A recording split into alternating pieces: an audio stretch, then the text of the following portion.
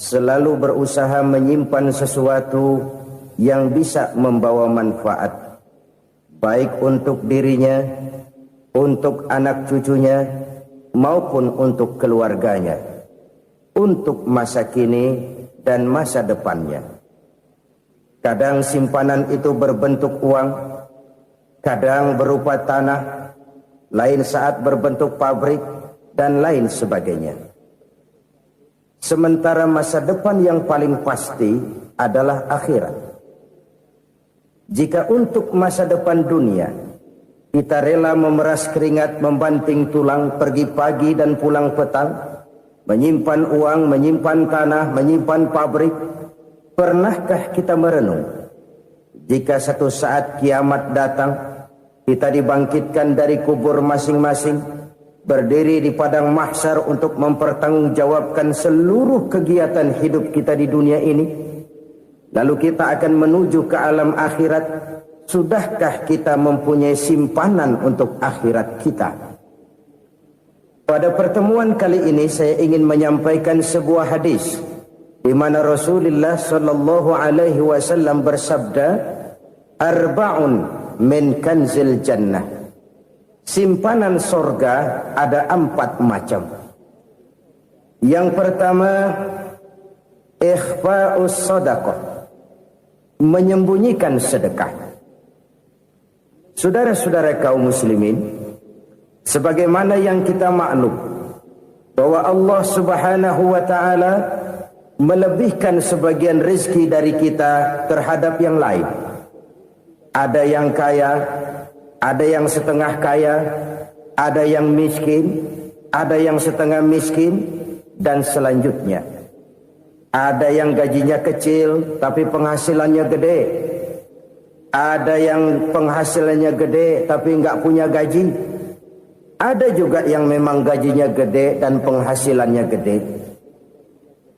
Kelebihan rezeki merupakan sunnatullah dan tidak harus membuat kita merasa lebih dari yang lain.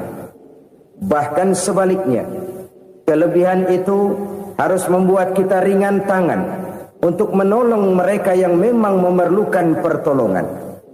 Kalau saudara diberikan ilmu, maka pertanyaan akhirat cuma satu: ilmumu kau amalkan untuk apa? Kalau saudara diberikan umur yang panjang, pengadilan akhirat juga bertanya satu: umurmu kau habiskan di mana? Tapi kalau saudara diberikan harta, pengadilan akhirat akan bertanya 2: hartamu kau dapat dari mana? Kau belanjakan kemana? Dari mananya ditanya dan kemananya juga ditanya. Oleh karena kita akan dimintakan pertanggungan jawab, maka amanah yang bernama harta ini harus kita gunakan dengan sebaik-baiknya. Ada penggunaan yang merupakan kewajiban, itu zakat namanya. Ada penggunaan yang sewaktu-waktu, itu infak namanya. Ada yang lebih sewaktu-waktu lagi, dan itu sedekah namanya. Zakat dia terikat oleh haul dan nisab, oleh putaran batas waktu dan ukuran dari harta itu sendiri. Sedangkan infak terikat oleh situasi dan kondisi perekonomian seseorang. Sedangkan sedekah tidak terikat dengan apapun. Dalam kondisi seperti apapun kita bisa melakukan sedekah dengan yang terkecil sekalipun. Sampai-sampai Rasulullah sallallahu alaihi wasallam mengajarkan, la tahqiranna minal ma'rufi syai'an walau an talqa akhaka biwajhin talik. Atau ada hadis, tabassumuka fi wajhi akhika laka shadaqah. Senyumanmu kepada temanmu adalah sedekah. Jadi untuk melakukan sedekah tidak harus dalam berbentuk uang. Dengan ilmu kita bisa sedekah. Dengan tenaga kita bisa bersedekah, dengan pikiran kita bisa bersedekah, bahkan senyum kepada teman itu pun sedekah. Jadi kalau sedekah dengan uang memang belum punya uang, nyengir aja banyakin. Itu asal pada tempatnya, jangan lalu ketemu tiang listrik cengengesan. Tentu tidak pada tempatnya dan tidak wajar. Nah, sedekah yang paling dicintai Allah adalah sedekah yang disembunyikan. Artinya, jauh dari sifat riya. Kan kadang-kadang ada orang sedekah itu disebutkan namanya, apa tidak bagus? Kalau memang niatnya ikhlas, ya bagus-bagus saja. Untuk memberikan sugesti kepada yang lain. Di Fulan bin Fulan nyumbang sekian, diumumkan. Boleh kalau niatnya untuk memberikan rangsangan kepada yang lain supaya dia menyumbang lebih besar dari orang tadi. Tapi kalau itu mendatangkan riya, maka sedekah yang paling dicintai Allah adalah sedekah yang disembunyikan. Tangan kiri saja tidak tahu apa yang diberikan oleh tangan kanan. Sedekah yang dilakukan dengan ikhlas akan merupakan perbendaharaan surga, tersembunyi dari pandangan orang lain, tidak seorang pun tahu. Karena memang sikap yang baik adalah melupakan kebaikan dan mengingat kesalahan. Itu salah satu ciri orang bahagia. Orang yang selalu mengingat kesalahannya dan berusaha melupakan segala kebaikannya. Kalau dia akan ada kebaikan, dia tidak bisa ikut, dia merasa rugi karena dia merasa belum pernah berbuat baik. Tapi kalau akan melakukan kesalahan baru, dia ingat kesalahan yang sudah-sudah, sehingga terhalang baginya untuk melakukan satu kesalahan baru. Demikianlah saudara-saudara, bahwa Allah melebihkan rizki sebagian kita dari yang lain, agar terjadi tolong-menolong dalam kehidupan ini. Jadi kesenjangan yang nature, kesenjangan yang alami, itu sunnatullah. Ada yang kaya, ada yang miskin, ada yang kelas menengah. Nah, kenapa lalu sekarang kita berusaha mengentaskan kemiskinan? Oleh karena adanya kesenjangan struktural. Kalau yang kaya bisa semakin kaya, kenapa yang miskin tidak bisa naik jadi ikut sedikit kaya? Sebab pada dasarnya Islam adalah agama yang sejak turunnya sudah berupaya memerangi kemiskinan. Bahkan dikatakan kemiskinan itu mendekatkan kepada kekufuran. Orang kalau miskin udah dekat banget sama kafir. Gampang menjadi kafir. Berapa banyak saudara-saudara kita yang oleh karena soal perut, oleh karena soal materi, terpaksa meninggalkan dan menanggalkan akidahnya. Menjual petunjuk yang diberikan Allah dengan kesenangan dunia yang cuma sebentar ini. Na'udzubillah, thumma na'udzubillah. Jadi makin kita sembunyikan satu sedekah, semakin banyak perbendaharaan kita di surga. Sedekah yang paling dicintai Allah adalah sedekah yang disembunyikan. Malahan ada seorang sufi, dia punya kebiasaan kalau pergi sholat Jumat dia bawa uang, itu uang dia taruh di bawah tikar masjid. Dia niat sedekah kepada siapa saja yang nemuin itu duit. Maksudnya apa? Supaya yang nemuin nggak tahu siapa yang punya duit. Demikian dia saking ingin menyembunyikan sedekahnya. Karena sifat riya itu bisa memakan amal kita sendiri. Riya itu termasuk menyebut-nyebut kebaikan kita. Orang yang suka nepuk dada, sedikit-sedikit ngitungnya kalau nggak gua. Tuh kalau nggak gua tuh yang belah situ kalau nggak gua. Iya kalau nggak lu kenapa emang? Orang yang suka menepuk jasad. Tuh biasanya memang begitu saudara-saudara. Kalau perang lagi berkecamuk, orang nggak sempat ngaku jadi pahlawan. Tapi begitu perang selesai, yang kagak kenal bedil ngaku pahlawan, mas. Itu sesuatu yang biasa. Oleh karenanya, orang-orang yang ikhlas dalam bersedekah, disembunyikannya sedekah itu, Allah cinta betul. Malahan ada hadis memberikan jaminan, inna sedaqatal mar'il muslimi tazidu fil umri wa tadfa'u mitatas su'i. Sesungguhnya sedekahnya seorang mukmin tazidu fil umri, bisa menambah umur panjang. Wa tadfa'u mitatas su'i, dan menyelamatkan manusia dari mati secara su'ul khatimah. Jadi siapa yang kepengen panjang umur, banyaklah sedekah. Yang bosan hidup, pelit terus. Sedekah menambah panjang umur dan menyelamatkan manusia dari mati secara su'ul khatimah. Pak, katanya umur itu nggak bisa ditambah, nggak bisa dikurangin. Kapan? Kalau ajal sudah datang.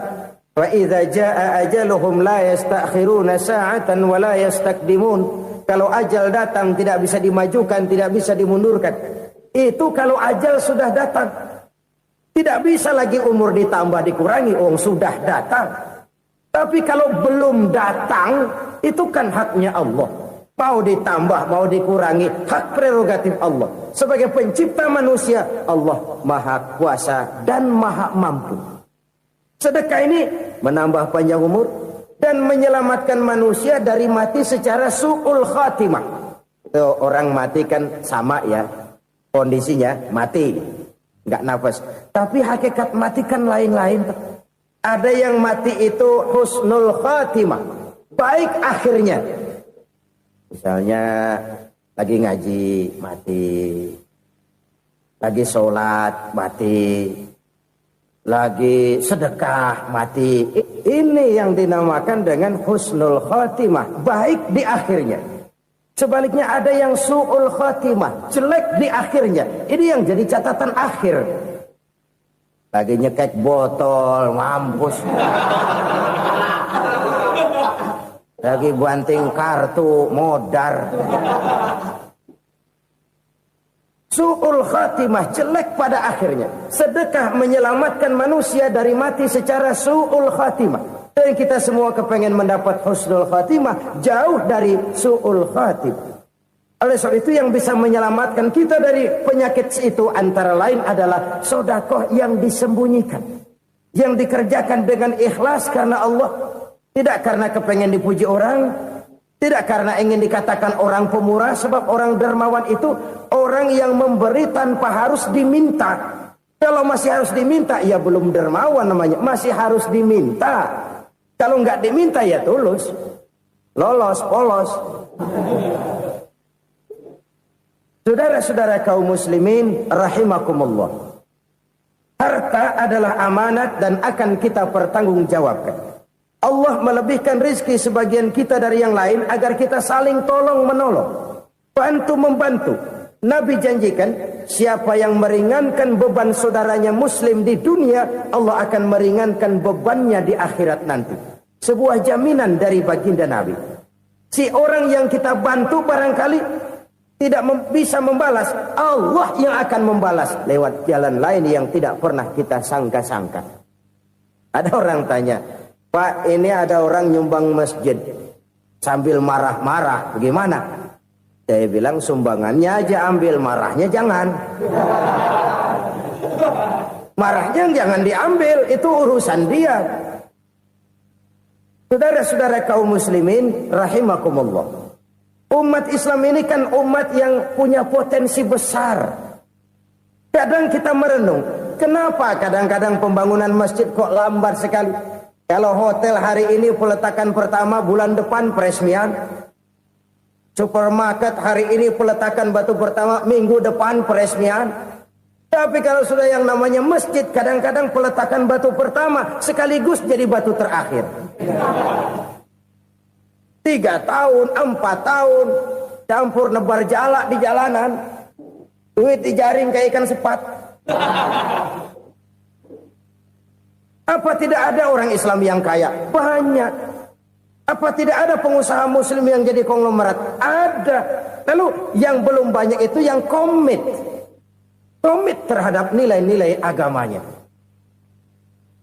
Akhirnya kita jatuh jadi umat yang lemah. Belum ada pengusaha konglomerat muslim buka pabrik supermi cap beduk misalnya umpamanya atau pabrik kecap cap sorban supaya identitas keislamannya sedikit kelihatan. Kita jatuh jadi umat yang lemah karena potensi tidak terinventarisir dengan baik. Kita ini ibarat kompor yang cuma matengin nasi orang lain. Potensi kita dimanfaatkan oleh orang lain. Ukhuwah Islamiyah kita baru terbatas kepada silaturahmi. Ukhuwah di bidang ekonomi kita lemah, ukhuwah di bidang kebudayaan kita lemah, apalagi ukhuwah di bidang politik kita lebih rapuh lagi. Padahal ukhuwah itu adalah totalitas kehidupan manusia, menyangkut ipolek sosbud, memerlukan nilai-nilai ukhuwah. Jadi oleh karena itu mari kita menyadari di dalam harta kita, walaupun kita yang cari, pergi pagi, pulang sore, peras keringat, banting tulang, di sana ada harta anak yatim. Di sana ada hak masjid. Di sana ada hak pesantren, di sana ada hak jihad. Berbahagialah seseorang apabila dia oleh Allah dijadikan keran. Keran itu menyimpan air, tapi tidak untuk dirinya, tapi disalurkannya kepada mereka yang memang memerlukannya. Saudara-saudara kaum muslimin rahimakumullah, ini yang pertama. Jadi perbendaharaan surga adalah menyembunyikan sedekah. Orang lain nggak tahu, kita pun nggak pernah ngitung-ngitung. Kita anggap lewat begitu saja, padahal itu deposit akhirat. Satu. Yang kedua, perbendaharaan surga itu apa? Wa kitmanul musibah, menyembunyikan kesulitan. Kadang orang takut menghadapi kesulitan. Tapi makin kita merenung, hidup ini kan sebenarnya urusan. Takut sama urusan, ya jangan hidup. Tandanya orang hidup itu kalau punya urusan.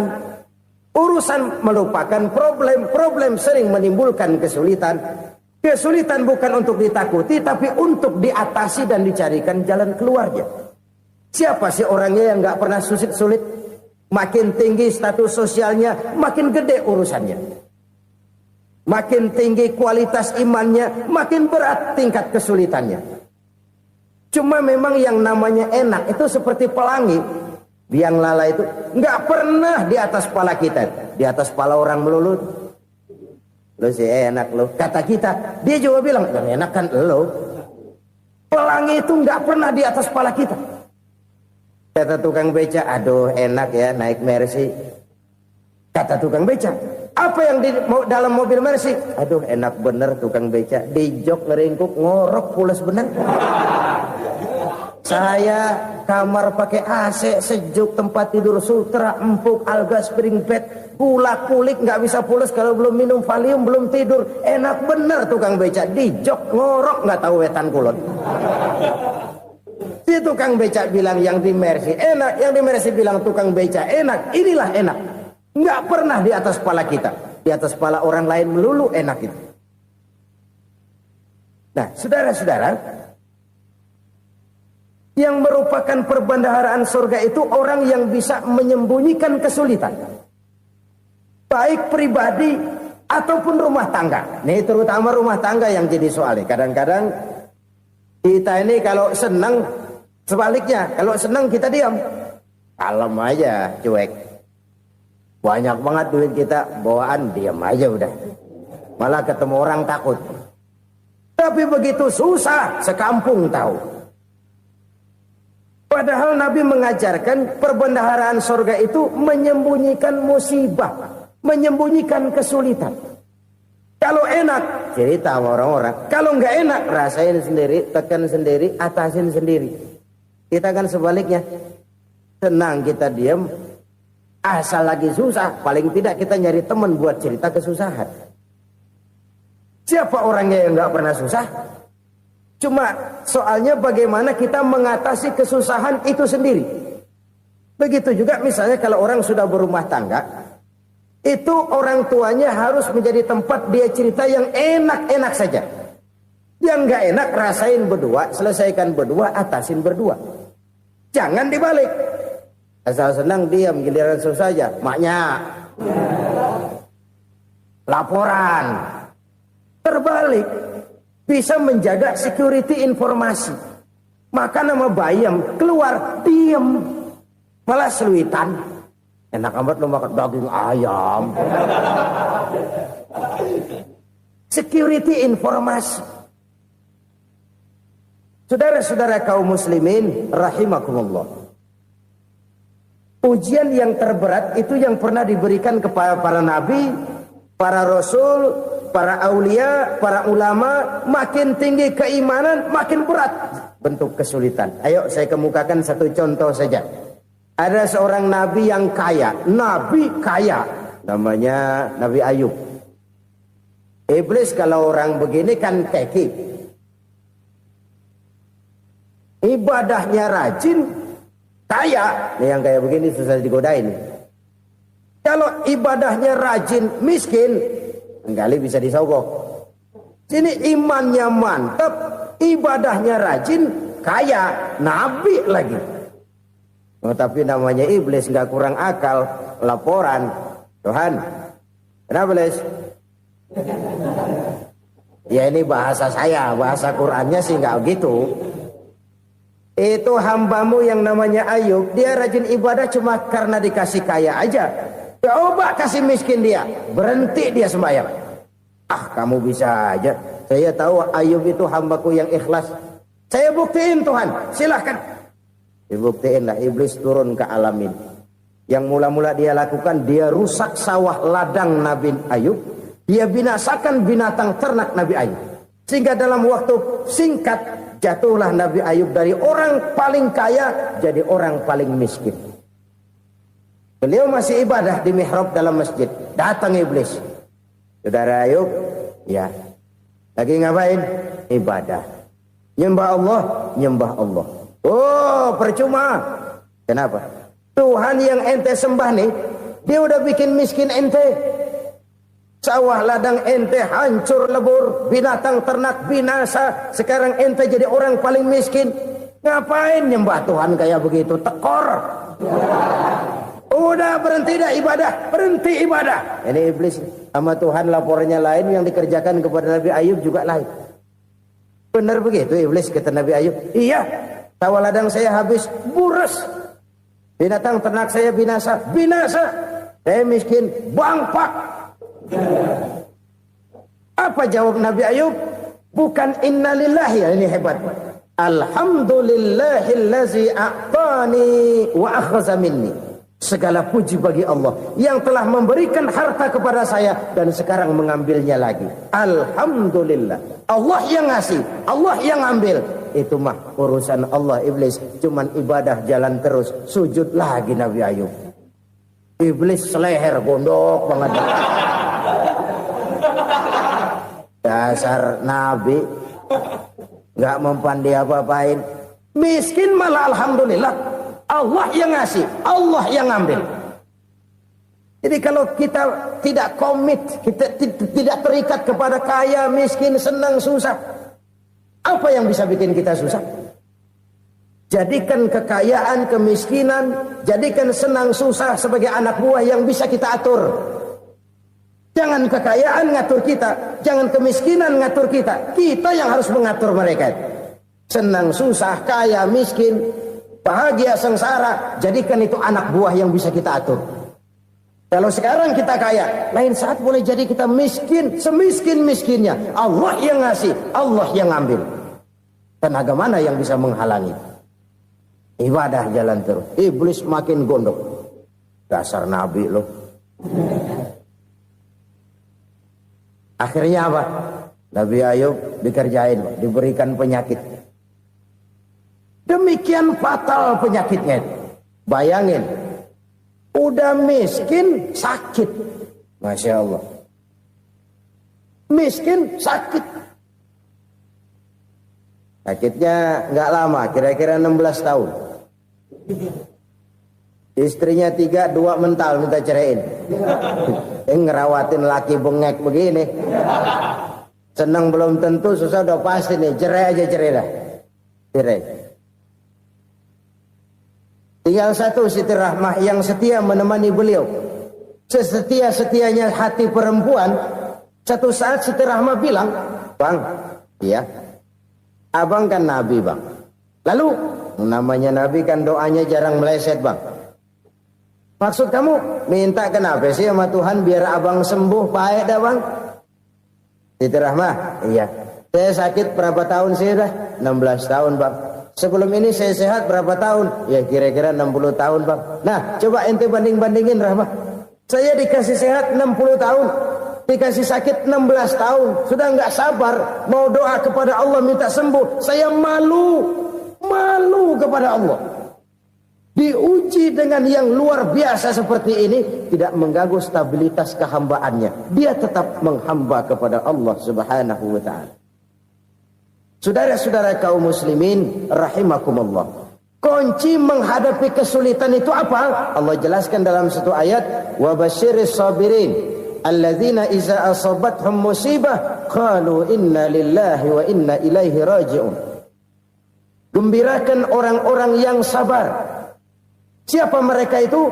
Yang apabila mendapat musibah mereka kembali kepada keyakinan dasar, segalanya dari Allah dan segalanya akan kembali kepada Allah. Ini konsepsi dasar dari sikap muslim dalam menghadapi berbagai kesulitan. Segalanya dari Allah, segalanya akan kembali kepada Allah. Kalau ini sudah kondisi dasarnya, maka kita akan lapang menghadapi kenyataan bagaimanapun pahitnya.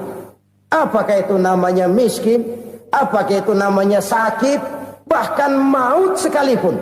Maut sekalipun. Segalanya dari Allah, segalanya akan kembali kepada Allah. Ini sikap hidup, bukan sekedar ucapan. Kita kadang-kadang menjadikannya sebagai ucapan. Mulutnya sehingga berhenti, innalillahi wa inna ilaihi rajiun, tapi nangisnya terus gerung-gerungan. Bukan itu, ini kesadaran moral. Kalau segalanya dari Allah, segalanya kembali kepada Allah, kan sebenarnya cuma nunggu giliran. Hari ini saya nyembayangin dia, entah hari apa saya disembayangin orang. Hari ini saya antar dia ke kubur, entah hari apa orang nganterin saya ke kubur. Hari ini saya tahlilkan dia, entah nanti kapan orang tahlilkan saya. Segalanya dari Allah, segalanya akan kembali juga kepada Allah. Oleh sebab itu saudara-saudara, kesulitan bukan untuk ditakuti. Kesulitan justru untuk diatasi, dicarikan jalan keluarnya. Dan tidak ada orang yang tidak pernah mendapat kesulitan. Tidak ada. Semakin tinggi status sosial, semakin tinggi kualitas keimanan, semakin besar juga tingkat kesulitan. Hanya saja bagaimana cara kita mengatasinya. Dan Al-Quran menyatakan, inna ma'al usri yusra. Di balik kesulitan itu pasti ada kemudahan. Roda itu berputar. Karena itu Rasulullah sallallahu alaihi wasallam mengingatkan kepada kita, ta'arraf ilallahi fir rakha ya'rifka fis syiddah.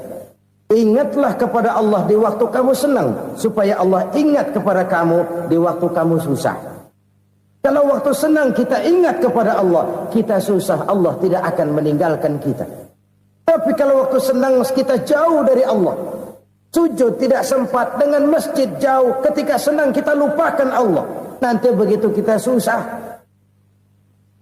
Allah lupakan kita. Dan itu menyakitkan. Oleh karena itu orang-orang tua kita dulu bilang, kalau lagi sehat ingat-ingat lu bakal sakit nanti. Kalau lagi kaya ingat-ingat satu saat kita bakal jatuh miskin. Bahkan kalau lagi muda ingat-ingat kita bakal tua. Dan yang terpenting kalau lagi hidup ingat-ingat kita bakal mati. Saudara-saudara kaum muslimin rahimakumullah. Jadi yang kedua yang merupakan perbendaharaan surga, menyembunyikan musibah. Saudara-saudara kaum muslimin rahimakumullah. Hal ketiga yang merupakan perbendaharaan surga adalah wasilatur rahmi. Orang yang suka bersilaturahmi. Sebagaimana yang kita maklum bahwa manusia adalah makhluk yang disebut zon politika. Makhluk sosial yang tidak mungkin hidup sendiri-sendiri. Betapa dan siapapun kita memerlukan orang lain. Bodoh betul manusia kalau tinggal di tengah masyarakat tapi tidak mau bermasyarakat. Merasa hebat sendiri, pintar sendiri, gagah sendiri, kaya sendiri. Mungkin kalau mati juga ngubur sendiri. Jangankan kita di sini, di sorga saja Nabi Adam waktu sendirian bengong melulu, ngondar mandir. Allah tegur dam sepi dam. Ya ini kalau bahasa saya. Iya Tuhan sepi ini nggak ada coret-coretan pisan ini. Diciptakan Siti Hawa baru anteng Nabi Adam. Itu di surga. Cobalah. Umpamanya saudara tinggal di Jakarta nih. Kayak bener. Apaan aja di Jakarta punya saudara dah. Jembatan Semanggi ambil. Monas, Buntel bawa pulang. Hotel-hotel ambil semua. Cuman tinggal di Jakarta sendirian, apa enaknya? Betapa dan siapapun kita perlu orang lain. Tidak ada seorang pun yang bisa memenuhi kebutuhan hidupnya secara sendiri-sendiri. Nah, Islam telah menyelamatkan manusia dari ras diskriminasi. Mengikat manusia dengan persaudaraan yang berlandaskan kepada akidah. Karena itu dianjurkan bersilaturahmi. Bahkan Nabi menyatakan, man arada ayyubsata lahu fi rizqihi wa yunsa'a fi atharihi falyasil rahimah. Siapa yang kepengen diluaskan rezekinya dan dipanjangkan usianya, banyaklah ia bersilaturahmi. Siapa yang kepengen dimudahkan rezekinya, hendaknya ia banyak bersilaturahmi. Kalau banyak teman, kesulitan kan paling tidak ada tempat cerita. Udah susah, sendirian kita pikirin diri, nggak ada tempat tukar pikiran. Cepet banget sama bengek. Dilawan sendiri. Nah, secara makro kita bisa berkata, tidak mungkin ada kemenangan kalau tidak ada kekuatan. Tidak ada kekuatan kalau tidak ada kesatuan dan persatuan.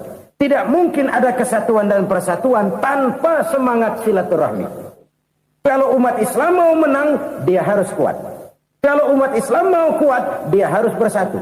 Kalau umat Islam mau bersatu, dia harus membudayakan silaturahmi ini. Bahkan sampai-sampai kata Nabi, kalau bisa cari nilai tambah. Apa? Silman qata'ak. Bersilaturahmilah kau kepada orang yang marah denganmu. Masya Allah, indahnya ajaran agama kita.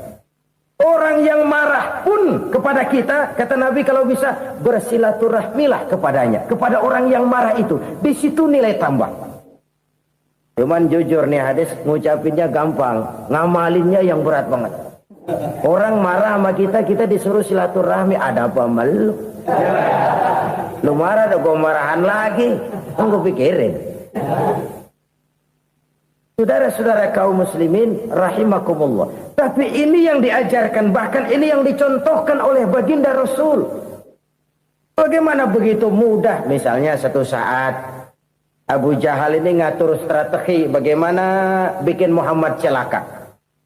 Dia gali lubang di depan tempat tidurnya. Dia tutupin daun korma. Terus dia panggil seseorang, ke sini. Kasih tahu Muhammad, pamannya sakit keras, minta ditengokin. Berangkat orang ini ke sana. Muhammad, labbaik. Pamanmu sakit keras, dia minta ditengokin. Baik, saya akan datang menjenguk beliau. Berangkatlah Nabi ke rumah Abu Jahal tanpa prasangka apapun. Abu Jahal udah pasang stil, selimut 3 rangkap setengah dipakai, persis kayak orang meriang. Tapi sembari ngintip dari balik selimut, begitu Muhammad buka pintu, nah masuk perangkap nih. Muhammad jalan menuju tempat pembaringan. Makin lama makin dekat, makin lama makin dekat, makin dekat ke lubang yang dipasang oleh Abu Jahal itu. Dalam hati Abu Jahal, terus dah jatuh, mampus dah lo ini. Mampus lo hari ini nih. Apa yang terjadi? Malaikat Jibril datang. Muhammad, pamanmu cuma pura-pura sakit. Di depan tempat tidurnya ada lubang perangkap supaya kamu jatuh ke situ. Sudah, kamu pulang. Balik kanan Nabi. Sudah hampir jatuh ke lubang, balik kanan, pulang. Bayangin kecewanya Abu Jahal. Muhammad dikit lagi, Muhammad dikit lagi. Enggak paman, saya pulang aja. Emosi bangun dari tempat tidur, enggak sadar kalau lagi pura-pura sakit. Lompat ngejar Nabi, dia lupa dengan lubang yang dia gali. Serak, nyemplung sendiri ke dalam lubang.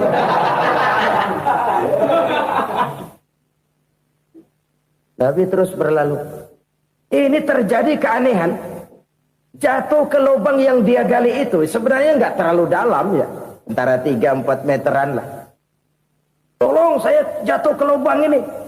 Datanglah pelayan-pelayannya itu. Angkat saya dari sini. Oh, yang ngulurin tambang. Satu gulung, belum juga nyampe itu tambang. Kurang, beli lagi ke warung. Sambung, ulur lagi, nggak juga bisa sampai. Wah, ini kerjaan Muhammad ini. Tolong, siapa salah seorang kamu ke rumah Muhammad, kasih tahu encangnya kecebur. Minta ditolongin. Sampaikan kepada Rasul. Kenapa? Pamanmu jatuh ke lubang, Muhammad minta tolong diangkatin. Tambang udah nyambung-nyambung nggak nyampe juga. Ya, nanti saya datang, saya tolong. Coba. Nyata-nyata orang berniat jahat mau mencelakakan dia. Datang dia menolong. Ini yang disebut air tuba dibalas air susu ya ini. Bukan sebaliknya. Air tuba dibalas air susu. Paman, kecebur ya? Iya Muhammad, tolong ini. Pegang tangan saya. Nabi ulurkan tangannya. Nyampe. Dipegang oleh Abu Jahal. Diangkat ke atas. Sampai atas. Apa kata Abu Jahal? Sihirmu memang hebat Muhammad. Udah ditolongin dikata sihir. Yang enak kita kemplang kan itu orang begitu. Urusan apa? Tapi inilah akhlak. Kalau bisa kamu bersilaturahmilah dengan orang yang marah kepadamu sekalipun. Orang marah kita tetap baik. So, kalau kita berbuat baik sama orang yang memang baik, rasanya sih biasa-biasa aja. Orang baik kita baik lagi. Ya draw aja, belum ada nilai tambah di situ. Baru ada nilai tambah kalau kita bisa berbuat baik kepada orang yang nyakitin kita. Itu namanya kita setingkat di atas dia. Dia sakitin kita, kita berbuat baik sama dia. Dia pelit sama kita, kita baik sama dia. Dia marahin kita, kita deketin dia. Di situ kita punya nilai tambah. Jadi siapa yang ingin diluaskan rezekinya kata Nabi dan dipanjangkan umurnya, hendaklah ia banyak-banyak bersilaturahmi. Sederhana sebenarnya silaturahmi, tapi silaturahmi membangkitkan semangat kesatuan dan persatuan. Kesatuan dan persatuan melahirkan kekuatan. Dalam matematika 1 ditambah 1 pasti 2. Tapi di tengah masyarakat 1 orang takut ditambah 1 orang takut, hasilnya jadi 2 orang setengah berani. Kenapa setengah berani? Karena udah berdua. Tadi pan takut sendirian. Kalau dia kumpul turu-turu takutlah jadi berani. Kita yang lemah, kita yang tidak berdaya, kita yang miskin, kalau mau kompak bersatu, apa yang nggak bisa kita kerjain? Apalagi tinggal di kota besar, pilihan cuma 2. Bertahan atau minggir. Bertahan atau minggir. Untuk bisa bertahan harus mampu bersaing. Untuk mampu bersaing harus punya keahlian.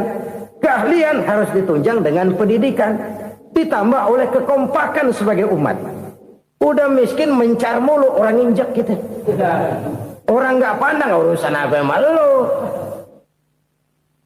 Oleh karena itu silaturahmi pada hakikatnya merupakan roh dari ukhuwah yang diajarkan oleh agama kita. Bagaimana Islam menyelamatkan masyarakat manusia dari ras diskriminasi, mengikat manusia, dan tidak ada persaudaraan yang lebih indah selain persaudaraan yang diikat dengan nilai-nilai akidah.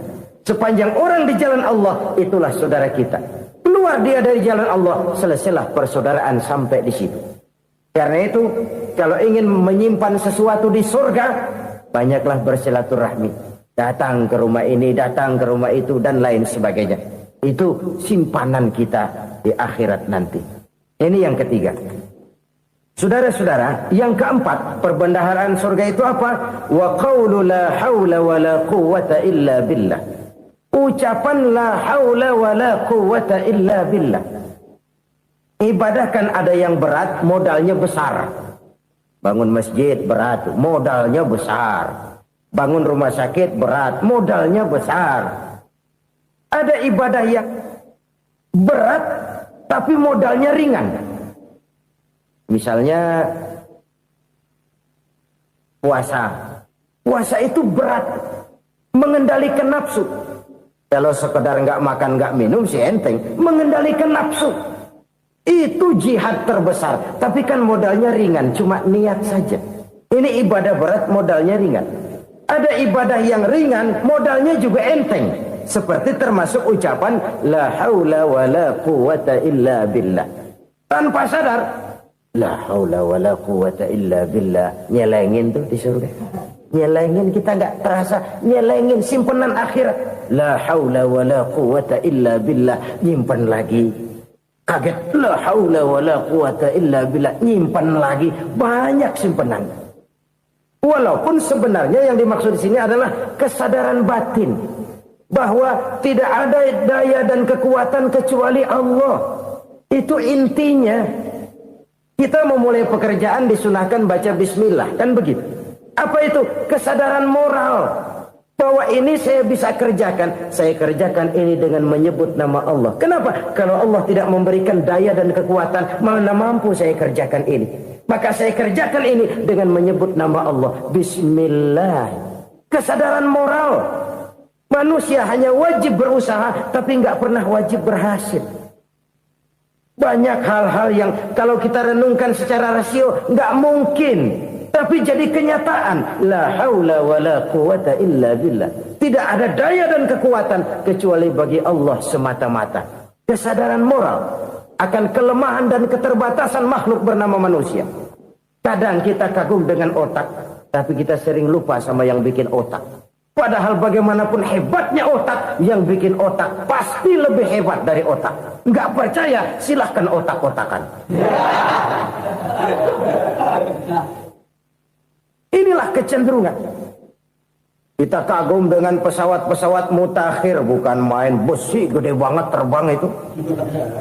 Alangkah hebatnya. Lalu apa yang bikin otak tidak lebih hebat dari itu semua? Kita puji laut. Apa yang bikin laut tidak lebih hebat dari laut itu? La haula wa la quwata illa billah. Tidak ada daya dan kekuatan kecuali Allah. Apa yang bisa kita lakukan? Kalau tidak karena daya dan kemampuan yang diberikan oleh Allah kepada kita. Lahirlah sikap tawadu, rendah hati. Tidak melonjak menjadi angkuh dan sombong. Sadar akan kelemahan dan keterbatasan diri. Sebagai makhluk yang diciptakan oleh Allah subhanahu wa ta'ala. Jadi satu sisi ini ucapan yang berpahala. La haula. Jadi wiridan. Pada sisi lain ini kesadaran moral. Sikap mental, kesadaran batin, bahwa yang punya daya dan kekuatan itu cuma Allah. Kita nggak pantas untuk sombong, sebab sombong itu pakaiannya Allah. Kita nggak sedang pakai pakaian Allah, kegedean. Dan makin kita renungi, makin terbentur. Apa sih yang bisa kita sombongin? Kita mau sombong apa? Kayak pintar, itu kan semua relatif. Di atas langit masih ada langit lagi. Jadi oleh karenanya, marilah kita menyadari. Manusia hanya wajib berusaha, tapi tidak pernah wajib berhasil.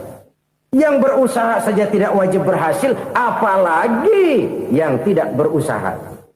Islam bukan agama orang pemalas yang selesai sholat lalu endelohom, nggelenggem ayem-ayem. Tapi Islam bukan agama orang sombong yang setelah berusaha lalu tidak memerlukan Allah. Kita bisa saja bikin proyeksi, tahun sekian kita bakal panen besar menurut perhitungan otak. Tapi ada kejadian lain. Apa? Tikus ngambek. Habis itu dimakanin tikus, panen gagal. Proyeksi rasional gagal oleh tikus-tikus yang ngambek itu. Bisa saja terjadi. Tahun depan kita panen besar. Urung. Kenapa? Musim panas panjang. Dan sekarang ini koran-koran bikin berita musim mengalami penyelewengan. Bukan cuma manusia yang nyeleweng sekarang. Musim pakai nyeleweng. Mestinya kan musim hujan udah selesai. Masih hujan-hujan juga. Musim. Nah sekarang kita boleh bikin proyeksi, kita bakal panen besar. Tahu-tahu musim panas panjang, sawah retak, air kering. Cari teknokrat yang paling botak, suruh pendekin tuh musim panas. La haula wa la quwata illa billah. Inilah kesadaran moral. Saudara, saya teringat satu saat ada seorang konglomerat. Umurnya ya kira-kira 70-an. Suatu saat dia ditanya oleh wartawan, Pak, umur Bapak berapa sih? Ya paling 10 tahun. 10 tahun? 10 tahun? Anak Bapak berapa orang? Satu saja? Satu. Harta Bapak berapa? Ya paling-paling bangsa 7 juta kali. 7 juta? Iya. Pak, kenapa Bapak bohongi saya? Bapak punya buku biografi. Koran-koran, majalah-majalah banyak memuat cerita riwayat hidup Bapak. Saya tahu umur Bapak 70. Kenapa bilang cuma 7 tahun? Saya tahu anak Bapak 8. Kenapa cuma bilang 1? Saya tahu harta bapak miliaran, mungkin triliunan, pabrik di mana-mana, bank di mana-mana. Kenapa bilang uang bapak cuma 7 juta? Nah, kata si konglomerat tadi, kamu benar nak, kamu benar. Umur saya kalau jumlahnya memang 70 nak. Cuman ingat-ingat saya, baru 7 tahun terakhir ini saya sujud. Baru 7 tahun terakhir ini saya berusaha dekat dengan Allah. Saya laksanakan perintahnya, saya jauhi larangannya. 7 tahun inilah rasanya yang ada nilainya di hadapan Allah. Yang 63 tahun matong, kelabu, kelem umur gue. Habis untuk maksiat, untuk munkarat. Maka ketika ditanya tadi, umur saya 7 tahun itu. Oh begitu Pak. Oh iya. Lalu anak Pak. Anak bapak kan 8. Kenapa bilang cuma 1? Nah, kalau jumlah hitungannya memang anak saya 8. Tapi dari 8 orang ini rasanya cuma 1 nih. Yang bakal jadi buah hati, belahan jantung. Pelanjut cerita, penerus sejarah. Bakal jadi anak soleh yang akan mendoakan saya. Cuma 1 rasanya anak saya ini yang bakal jadi buah hati saya. Besar-besaran saya. Yang akan mendoakan di kubur saya. Yang akan mendoakan di akhirat saya. Yang 7 orang mana, Masya Allah, yang atu tenggeng, yang atu nyekek botol ngolo, yang atu nggak karu-karuan.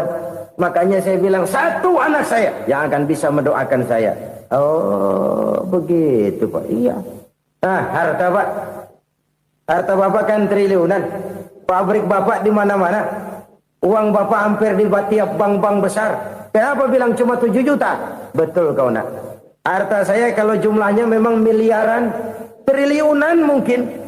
Tapi yang saya ingat baru 7 juta tuh yang saya belanjakan di jalan Allah. Saya nyumbang masjid, saya santuni yatim piatu, saya bantu pembangunan pesantren, saya bantu pembangunan rumah sakit Islam. Itu yang akan saya bawa pulang ke akhirat, yang 7 juta itu. Yang triliunan itu nanti akan diperebutkan oleh anak-anak saya sebagai waris saya. Jadi harta saya 7 juta itu yang bakal nemenin saya di akhirat. Yang akan saya bawa pulang jadi teman saya.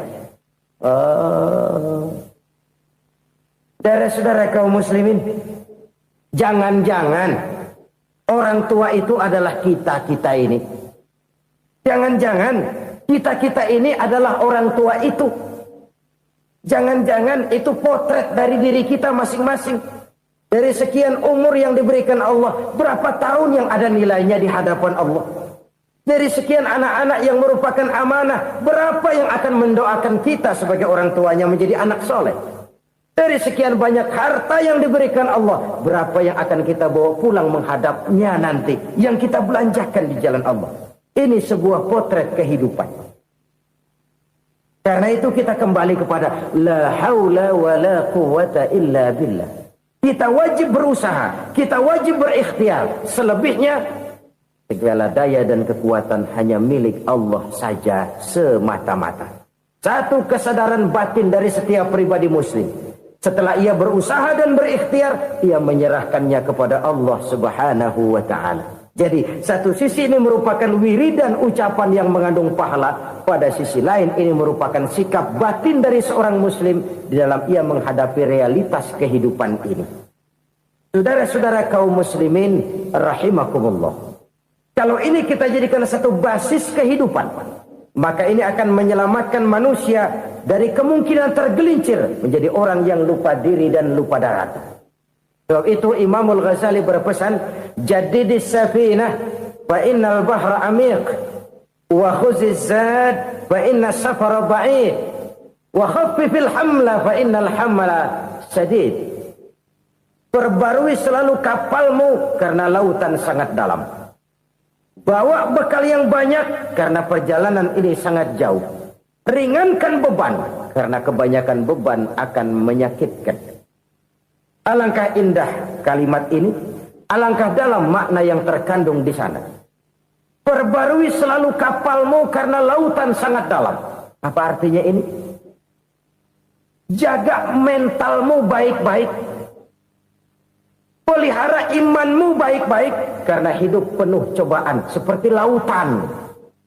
Kita kalau berlayar di lautan kan kadang-kadang tenang, angin bertiup sepoi-sepoi basah. Jika malam datang bintang gemintang bertabur menghias cakrawala. Rembulan memantulkan sinarnya dengan indah. Dalam keadaan begitu berlayar enak. Tapi lain saat ombak menggunung, halilintar menyambar, angin topan bertiup. Berapa banyak sudah saudara-saudara kita yang tenggelam di lautan dunia tanpa sadar bahwa dia belum sampai kepada pantai yang akan dituju. Berapa banyak sudah saudara-saudara kita yang tenggelam di lautan dunia ini tanpa sempat bangkit lagi. Dia menyangka sudah sampai kepada tujuannya. Hati-hati kapal jangan sampai bocor karena lautan sangat dalam. Iman ini jaga baik-baik karena hidup penuh dengan ujian. Wa khuzizat fa inna safara ba'id. Bawa bekal yang banyak karena perjalanan sangat jauh. Saudara mau ke Bandung, bawa duit. Saudara mau ke Surabaya, banyakan lagi duitnya. Saudara mau ke Mekah, gepokan, iketan tuh duit nggak lembaran lagi. Makin jauh perjalanan, makin banyak bekal yang harus kita bawa. Kalau saudara dari Jakarta mau ke Surabaya, kagak bawa duit berangkat juga, itu sih bukan berani namanya, nekat. Sampai Surabaya belum tentu, sengsara di jalan udah pasti. Kenapa? Nggak bawa bekal berangkat. Sama juga kita nih, misalnya belum sempat sembahyang, mati. Waduh, berani banget orang. Belum punya bekal, mati. Sengsara di jalan. Atau bekal tidak cukup. Dari Jakarta saudara mau ke Surabaya, bawa duit 500 perak. Paling jauh Cikampek nyampenya itu. Paling jauh itu. Antara jauhnya perjalanan dengan bekal yang saudara bawa tidak seimbang. Hidup ini perjalanan panjang. A walking tour. Dimulai dari alam arwah. Sebelum jasad diciptakan, roh diciptakan lebih dulu. Dari situ pindah ke alam rahim. Dari alam rahim pindah ke alam dunia. Dari alam dunia pindah ke alam barzah. Baru menuju akhirat. Satu perjalanan panjang. Kalau bekal tidak bawa, sengsara di jalan. Bawa bekal yang banyak karena perjalanan ini sangat jauh. Wa khaffifil hamla, ringankan beban karena beban itu cuma akan menyulitkan. Kalau bekal itu sih keperluan, tapi beban nggak kita perluin, cuma ngeberat-ngeberatin. Apa ini beban? Dosa, kecurangan, kebatilan, kezoliman, ketidakadilan, kesewenang-wenangan. Itu akan jadi beban kita di akhirat. Alangkah celakanya, perjalanan panjang, bekal tidak bawa, beban kelewat banyak, alamat sengsara di jalan. Pahala tidak ada, dosa berlipat ganda. Na'udzubillah, summa na'udzubillah. Kalau kita rangkum nasihat Al-Ghazali dengan kisah si konglomerat tadi, kita akan mengambil kesimpulan. Pertama, bekal terbaik dalam menghadapi gejolak kehidupan ini tidak lain adalah iman. Yang kedua, pahala dan dosa. Dua hal kontroversial. Pahala adalah bekal, dosa adalah beban. Tapi kita sekarang kan tidak begitu terangsang kepada yang abstrak. Orang berlomba mencari yang konkret-konkret saja. Yang real. Kalau memang dosa, benjol dong. Kira-kira begitu. Kira-kira begitu. Persis orang Yahudi dulu. Orang Yahudi itu kan pernah minta kepada Nabi Musa. Ya Musa, lan nu'mina laka hatta narallaha jahrah. Musa, kami nggak bakal mau beriman kepada Allah kalau belum kami lihat Allah ada nongkrong di depan kami. Kalau memang Tuhan ada, taruh dong di depan kami. Mau yang konkret-konkret saja. Kalau memang dosa, benjol dong. Kalau memang pahala, berasa dong. Orang terangsang kepada yang real, yang konkret-konkret saja. Karena itu, untuk mengejar dosa, orang mau bayar. Tapi untuk mengejar pahala, walaupun tidak bayar, orang segan. Ini yang dikatakan oleh Nabi, kamu mengharapkan ke surga, tapi kamu berat melaksanakan sesuatu yang bisa membawa kamu ke surga. Kamu ingin jauh dari neraka, tapi tiap saat kamu lakukan perbuatan-perbuatan yang justru menjerumuskan kamu ke neraka. Idda'aitum an-najata minan nar wa ramaitum fiha anfusakum. Kamu ingin selamat dari neraka, tapi kamu lemparkan diri kamu ke neraka. Kamu ingin masuk surga, tapi berat sekali kamu melakukan perbuatan-perbuatan yang bisa menyampaikan kamu di surga. Saudara-saudara kaum muslimin rahimakumullah. Jadi hal keempat yang merupakan perbendaharaan surga adalah la haula wa la quwwata illa billah. Satu sisi ini merupakan ucapan yang memperberat timbangan akhirat. Pada sisi lain ini merupakan sikap hidup seorang muslim. Kesadaran batin yang sangat dalam bahwa tidak ada daya dan kekuatan kecuali Allah. Dan itu kita simbolkan pada saat memulai pekerjaan dengan Bismillah, dengan menyebut nama Allah. Satu kesadaran moral, saya hanya bisa melakukan ini karena diberikan daya dan kekuatan oleh Allah. Lahirlah sikap tawadu, rendah hati, tidak melonjak menjadi angkuh dan sombong. Saudara-saudara, sampai sini dulu jumpa kita kali ini. Semoga 4 perbendaharaan surga ini dapat kita lakukan, yang kelak akan merupakan bekal kita di kemudian hari nanti. Amin ya rabbal alamin. Bapak-bapak, ibu-ibu, saudara-saudara kaum muslimin rahimakumullah. Di dalam kehidupan kita sebagai seorang muslim, minimal 5 kali dalam sehari semalam kita mendengar seruan untuk mendirikan solat yang disebut azan. Ada kalimat menarik di dalam kalimat azan itu, yakni seruan hayya 'alal falah, marilah menuju kepada keberuntungan, marilah meraih kemenangan. Seruan ini adalah kecenderungan dari setiap manusia, apapun warna kulitnya. Artinya, setiap orang dalam hidup selalu ingin meraih dan mencari kemenangan. Kemenangan akan melahirkan kepuasan batin, dan kepuasan batin memberikan kebahagiaan. Sedangkan kekalahan melahirkan penderitaan batin, dan penderitaan batin menjerumuskan seseorang di dalam berbagai bentuk kerugian. Jikalau inilah seruan azan, maka masalahnya ialah apa yang menyebabkan kita meraih kemenangan. Al-Quranul Karim memberikan tuntunan dan ajaran kepada kita bahwa orang-orang yang memperoleh kemenangan itu tidak lain adalah orang-orang yang bertakwa. Hanyalah mereka yang bertakwa kepada Allah Subhanahu wa ta'ala pada akhirnya akan tampil sebagai pemenang. Lalu siapa orang yang bertakwa itu? Dijelaskan dalam awal-awal Al-Baqarah, orang yang bertakwa yang akan meraih kemenangan. Pertama, allazina yu'minuna bil ghaib, yaitu orang-orang yang beriman kepada yang gaib. Percaya bahwa ada alam yang gaib, alam yang abstrak, alam yang tidak bisa dijangkau oleh salah satu daripada panca indera kita. Mereka percaya dan beriman kepada adanya malaikat, beriman kepada adanya iblis dan jin, beriman kepada adanya alam kubur, beriman kepada adanya alam mahsyar, beriman kepada adanya alam akhirat, beriman kepada adanya surga dan neraka. Beriman bukan cuma sekedar beriman dalam ucapan bibir saja, tetapi beriman yang nilai iman itu mampu mewarnai gerak dan gaya hidupnya. Iman yang meresap sampai ke tulang sumsum, kemudian memberikan dampak positif di dalam kehidupan manusia. Alam, kita tahu, adalah sesuatu yang selain Allah, dan Allah bukanlah alam. Apapun namanya selain daripada Allah, itu adalah alam.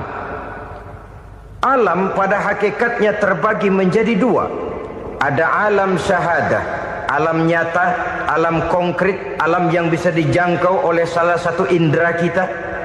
Kemudian ada alam ghaib, alam yang tidak bisa dijangkau oleh panca indera kita, alam metafisika, alam abstrak, alam yang wajib kita imani keberadaannya. Kita percaya bahwa malaikat itu ada, Kita percaya kepada jin, bahwa jin itu ada. Kita percaya kepada adanya iblis dan setan. Bukan percaya kepada iblis dan setannya, percaya bahwa iblis dan setan itu ada. Itu termasuk salah satu daripada sifat orang yang bertakwa kepada Allah. Saudara-saudara kaum muslimin rahimakumullah, kecenderungan pembangunan yang lebih bersifat materialistis biasanya menggeser aspek kehidupan rohani. Orang berpikir empiri, dan dalam pola pikir yang demikian maka alam gaib tidak lagi mendapat perhatian. Aspek kehidupan yang bersifat rohaniah malah mulai ditinggalkan. Akibatnya terjadilah kepincangan di dalam kehidupan kita.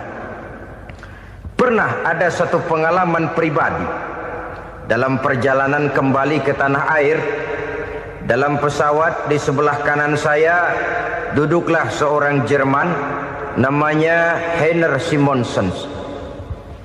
Iseng saya ajak kenalan, saya ajak ngobrol, saya tanya dia. Saya bilang, Mas Heiner ini, kalau pesawat yang kita tumpangi ini jatuh ke bawah, kira-kira apa yang bakal terjadi, Mas? Dia bilang, kita semua akan mati. Begitu? Iya. Oke. Apa itu mati? Tanya saya. Dia bilang, untuk tahu apa itu mati, kita harus tahu lebih dahulu apa itu hidup. Saya pikir nih bule bisa ngomong juga. Baiklah kata saya. Apa hidup menurut Anda itu? Oh, hidup itu dia bilang, kalau seluruh anggota badan kita bekerja secara normal, paru-paru memompa darah secara normal, jantung berdetak secara normal, sel-sel tubuh bekerja secara fit, dan organisme tubuh hanya mau bekerja secara normal, dia bilang, kalau kita memberi makan yang cukup, menu yang teratur, dan gizi yang lengkap. Saya bilang, kesimpulannya apa, Ner? Dia jawab, hidup adalah dari tangan ke mulut. Life is from the hand to the mouth, kata dia. Hidup adalah dari tangan ke mulut. Jadi masalah hidup tidak lebih daripada masalah isi perut. Orang pergi pagi, pulang sore, peras keringat, banting tulang, perut yang dibelain. Saya bilang, you are wrong. Sampean salah, Ner. Kamu orang Islam bukan? Bukan. Pantas. Kenapa saya salah? Dia bilang, ya jelas salah. Salahnya di mana? Kamu ini manusia. Kalau hidup cuma dari tangan ke mulut, saya bilang, kambing di kampung saya juga begitu pikirannya, Ner. Itu kambing di kampung saya, asal perutnya kenyang, sudah hidup dia. Perkara besok bagaimana, lusa prospeknya macam mana, bulan depan ada apa, kambing nggak pernah mikir. Di kampung saya kambing juga pikirannya begitu. Kamu Kristen ya? Tadinya. Loh kok tadinya, lalu apa sekarang kamu ini? Dia bilang, sekarang saya netral. Saya tidak beragama, tapi saya percaya kepada Tuhan sebagai pencipta alam. Saya ingat benar dia bilang, I haven't any religious, but I believe to God as the creator of the world. Kenapa bisa netral begitu, Ner? Habis saya bingung katanya. Islam bilang Islam baik, Kristen bilang Kristen baik, Hindu Buddha bilang Hindu Buddha baik, semua agama baik. Saya netral sekalian, nggak beragama. Yang penting saya percaya kepada Tuhan. Saya bilang, Ner, kamu ini kayak orang mau beli celana. Lalu bingung, yang satu bilang Levi's bagus, yang satu bilang Blue Jean hebat, yang satu bilang Wool England hebat. Celana ini hebat, celana itu bagus, celana ini hebat. Semua celana bagus, kamu bingung. Akhirnya netral, tidak pakai celana. Itu juga salah. Saya pikir-pikir, kemudian saya melihat bahwa dua pola berpikir Heiner ini nampaknya sudah mulai menggejala di lingkungan masyarakat bangsa kita. Disadari atau tidak, secara jujur kita harus berkata, dua pola pemikiran Heiner ini mulai berkembang di tengah masyarakat bangsa kita. Pertama, pola pikir materialisme. Hidup adalah dari tangan ke mulut. Masalah hidup tidak lebih masalah isi perut. Itu yang perlu dibela, dan disitulah arti kehidupan. Pergi pagi, pulang sore, peras keringat, banting tulang untuk mempertahankan perut. Kalau sudah kemari cara orang berpikir, maka buat apa percaya kepada yang gaib? Untuk apa sholat? Untuk apa puasa? Untuk apa zakat? Untuk apa menghadiri majelis taklim? Tanpa kepercayaan kepada yang gaib, hidup berjalan menurut alur empiris dan materialis. Kalau sudah ke sana cara orang berpikir, biasanya orang lalu cenderung menghalalkan segala cara. Hanyalah orang yang percaya bahwa akhirat ada. Hanyalah orang yang percaya bahwa alam kubur itu ada. Hanyalah orang yang percaya bahwa malaikat itu ada, hidupnya akan lebih terarah dan terkendali. Karena kepercayaan kepada yang gaib, yang merupakan fase daripada kehidupan setelah hidup yang sekarang ini, mewarnai gerak pribadi seseorang di dalam dia melakukan kegiatan hidupnya. Pola berpikir materialisme, disadari atau tidak, mulai menggejala di lingkungan masyarakat bangsa kita. Hidup tidak lebih dari urusan tangan ke mulut, mulut ke tangan, tangan ke mulut. Asal perut sudah kenyang, hiduplah sudah. Perkara bagaimana prospek hari yang akan datang, bagaimana akhirat tidak jadi persoalan. Ini yang oleh Nabi diperingatkan, ad-dunya sijnul mu'min wa jannatul kafir. Dunia adalah penjara bagi orang beriman dan surga bagi orang kafir.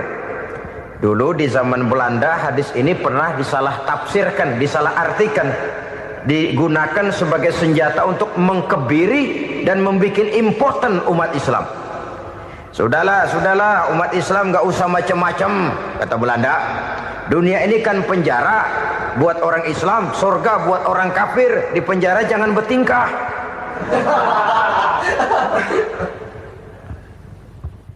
Pengertiannya tidak begitu. Dunia adalah penjara bagi orang mukmin. Artinya dalam kehidupan dunia seorang mukmin tidak bebas memperturutkan hawa nafsunya. Di penjara hawa nafsunya itu. Sebaliknya, surga bagi orang-orang kafir. Buat orang kafir, surgalah dunia ini. Mereka bebas memperturutkan hawa nafsunya. Dilarang tidak terlarang, dicegah pun tidak tercegah. Mereka hidup menurut alur bisikan nafsu mereka sendiri. Kemudian bila ajal datang, maut merenggut nyawa, selesailah surganya sampai di situ. Maka bagi orang-orang yang tidak percaya kepada adanya akhirat, kepada adanya alam gaib, surganya sebatas umurnya. Sekali lagi, surganya sebatas umurnya. Bila umur selesai, ajal pun datang merenggut nyawa, selesailah sudah surganya sampai di situ. Alangkah pendeknya perjalanan orang-orang yang tidak percaya kepada alam gaib ini. Bagi kita mukmin, jikalau kita mampu memenjarakan hawa nafsu, kita bisa bahagia di dunia ini. Dan Islam memang tidak menyuruh kita sengsara di dunia. Raih dunia, kejar dunia, gapai dunia sebagai alat untuk mencapai kebahagiaan di akhirat nanti. Hidup adalah satu perjalanan panjang yang terbentang sejak kita terlahir dari alam rahim sampai kepada alam akhirat nanti. Andai kata kita gagal meraih kebahagiaan di dunia, toh kita masih punya akhirat. Tapi jangan jadi dalil yang melemahkan semangat. Biarin dah kita di dunia kebelangsak, yang penting akhirat. Akhirnya dunia benar-benar kebelangsak. Bagaimana dunia ini bisa kita raih, dan bagaimana meraih dunia untuk menunjang kepentingan akhirat nanti. Yang kedua, dari pikiran Heiner yang saya lihat menggejala di lingkungan masyarakat bangsa kita, timbulnya manusia-manusia netral. Seolah-olah Tuhan yes, agama no. Sama Tuhan percaya, agama ogah. Tuhan ngangguk, giliran agama godeng. Padahal hampir dalam setiap ayat dalam Quran, kata-kata amanu biasanya bergandeng dengan wa amilus shalihat. iman dan amal soleh. Ini sebagai isyarat Tuhan dan agama jangan pernah dipisah-pisah. Apabila kita bertuhan, maka kita harus beragama. Apabila kita beragama, maka agama itu harus bersumberkan dari Tuhan yang kita imani itu. Tidak mungkin kita pisah, Tuhan yes, agama no. Sama Tuhan percaya tapi agama bikin sendiri. Sembayangnya cukup bengong 2 jam madep ngulon.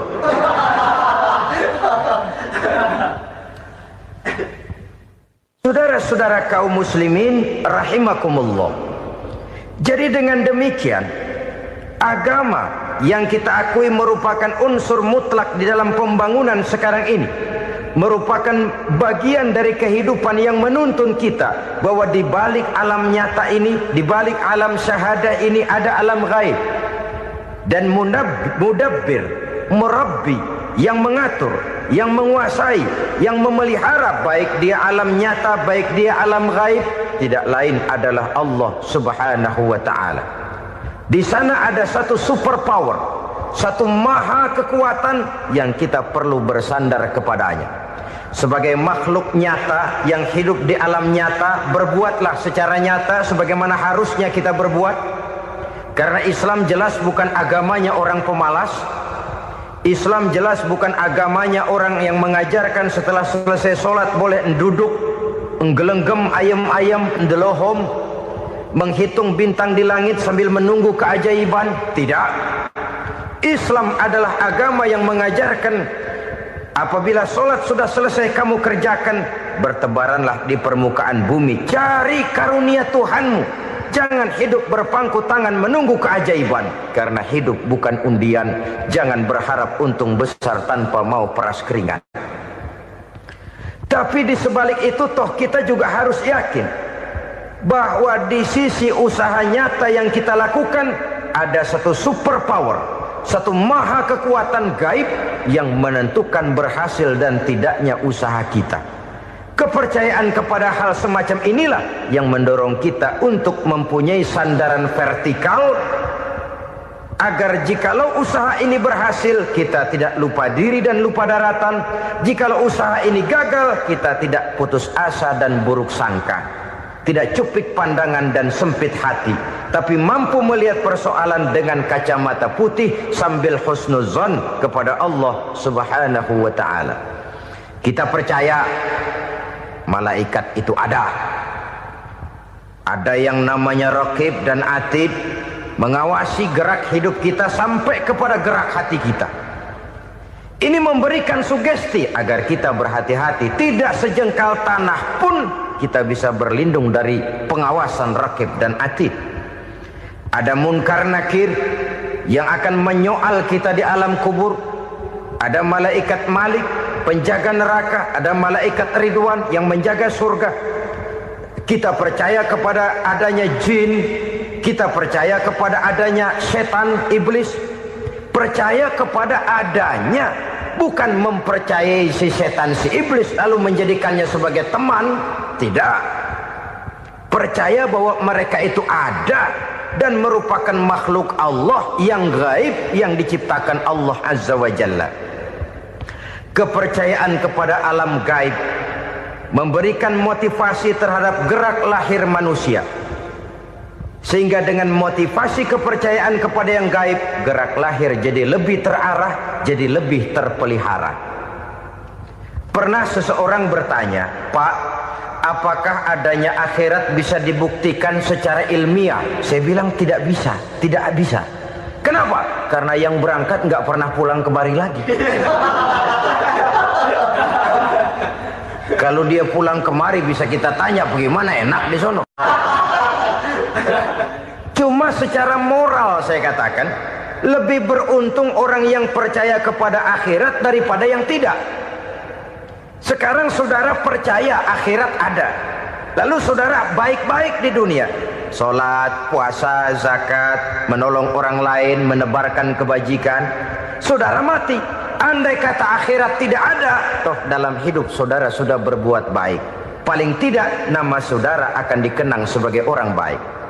Sebaliknya, saudara percaya, kata saya, bahwa akhirat tidak ada, lalu hidup semau-maunya, tenggelam dalam maksiat dan munkarat, menentang Allah, tidak mau ruku dan sujud, lalu saudara mati, kemudian akhirat ada, ayo mau apa? Bekal tidak punya. Jadi secara moral lebih beruntung orang yang percaya kepada adanya akhirat daripada yang tidak percaya. Dan itu alam gaib yang tidak bisa dibuktikan secara eksat. Jangankan untuk membuktikan seperti itu, dalam kehidupan sehari-hari saja yang kita rasakan tidak selalu berbentuk toh. Angin, bagaimana sih bentuknya angin? Kita tidak tahu. Merah, buktinya kalau dikerok merah. Yang merah itu kulit, yang kulit kita bukan anginnya. Sakit, rasa sakit itu ada, tapi bagaimana bentuk sakit? Kita nggak pernah tahu. Kalau kita makan cabai pedas, bagaimana bentuk pedas itu tidak ada, tapi rasa ada. Bentuk pedas hijau, cabainya bukan pedasnya. Tidak semua yang kita rasakan bisa kita gambarkan dalam bentuk yang konkret. Oleh karena itu, sekali lagi bahwa kepercayaan kepada alam yang gaib mampu memberikan satu sugesti yang menata kehidupan seseorang lebih lurus, lebih terarah, dan lebih terkendali. Maka wajar kalau kepercayaan kepada yang gaib mengantarkan seseorang untuk meraih kemenangan. Kenapa? Dia percaya kepada yang gaib, bahwa akhirat ada, bahwa alam kubur ada, bahwa pertanggungan jawab itu ada. Maka dia lalu tidak hidup saenae udele dewe gitu loh. Tidak hidup menurut seleranya sendiri, terarah, teratur. Ini cirinya yang pertama. Orang bertakwa yang akan meraih kemenangan, mereka beriman, mereka percaya kepada yang gaib. Bahkan hal-hal konkret saja selalu berangkat dari yang gaib. Saudara-saudara, para remaja, para pemuda sekarang ini tidak pernah tahu toh siapa yang akan jadi teman hidup saudara.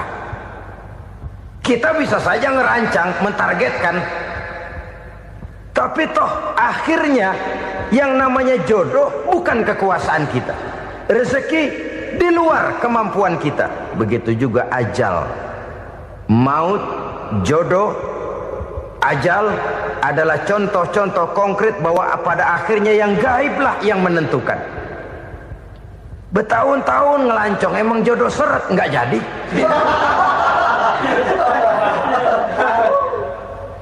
Begitu kenal baru setengah malam nginep ditangkap hansip kan. Hal-hal semacam itu kadang-kadang kita berpikir suuzon, gilet, perempuannya cakep banget, lakinya rebek amat. Memang begitulah jodohnya. Memang begitulah jodohnya.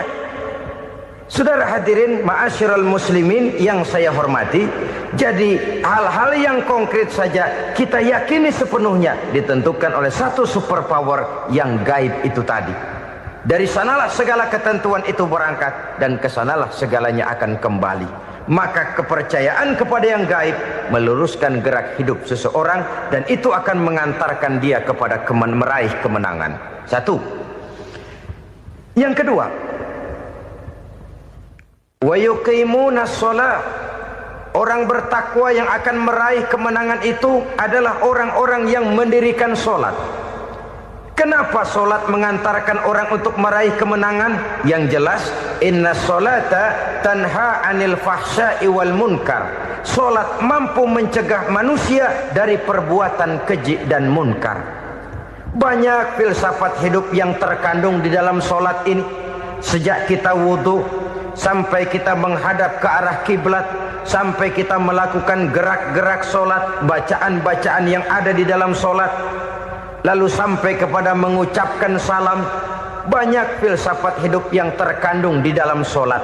Umpamanya saja, setelah takbiratul ihram mulai kita dengan sholat dalam posisi berdiri, diajarkan dalam kitab-kitab fikih agar kita melihat ke arah tempat sujud. Ini kan filsafat kehidupan. Kalau kamu sholat dalam posisi berdiri, lihat tempat sujud. Jangan sholat mata jelalatan, sebab nanti bisa mengurangi kekhusyuan. Jadi wajar kalau yang dikatakan bahwa yang paling afdol adalah shaf yang di depan. Kenapa? Secara harfiah pengertiannya akan lebih mengundang kekhusyuan. Kenapa? Kalau kita di shaf paling depan di masjid umpamanya paling banter kita lihat tembok. Tapi kalau kita shaf di tengah atau di belakang, orang-orang di depan kita pun akan kelihatan. Yang bajunya loreng, yang bajunya genggang, yang bajunya macam-macam. Kita lihat, kadang-kadang kita pikirin, ada yang bajunya bolong. Kita sholat tapi dalam hati, nih orang bajunya robek yang nggak tahu apa. Ada saja hal-hal yang mengusik kekhusyuan kita. Oleh sebab itu diajarkan dalam posisi berdiri, lihat, arahkan pandangan matamu kepada tempat sujud. Ini kan filsafat kehidupan. Maksudnya apa? Kalau lagi diri lihat dong tempat sujud. Kalau udah di atas ingat dong sama yang bawah. Kalau sudah tinggi ingat dong dari mana kamu berangkat.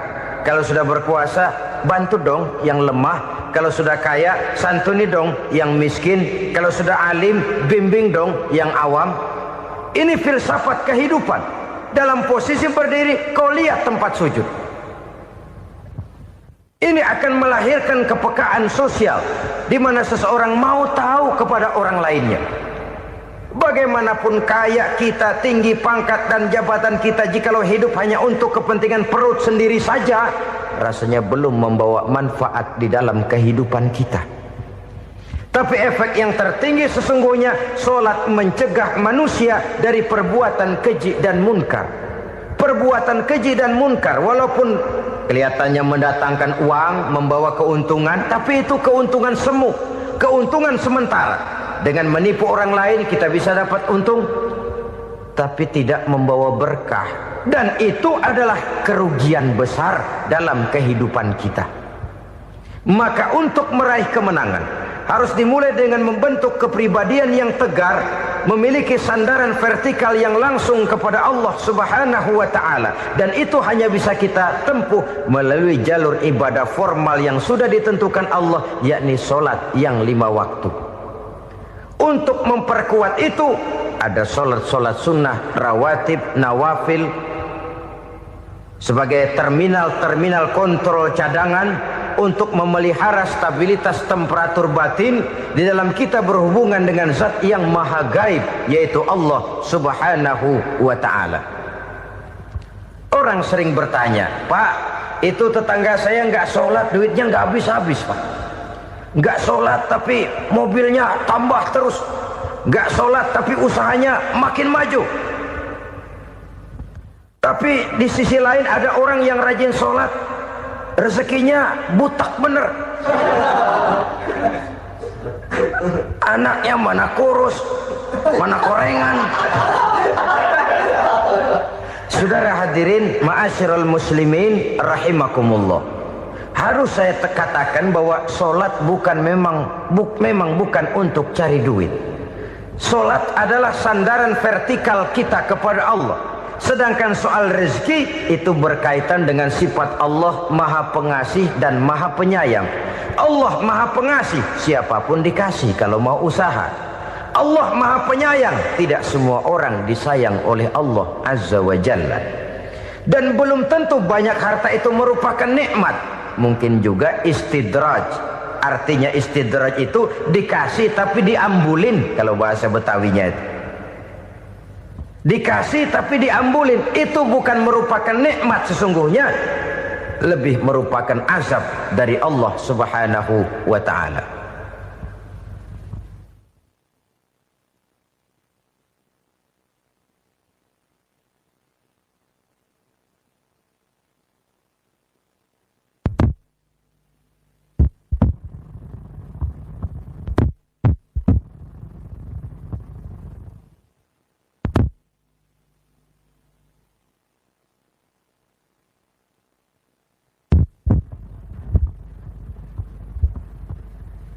Agama mempunyai sistem sholat, dan kita umat Islam telah dituntun oleh Allah Subhanahu wa ta'ala yang wajibnya 5 kali dalam sehari semalam mendirikan solat, dan itu tentu berada dalam jangkauan kemampuan manusia.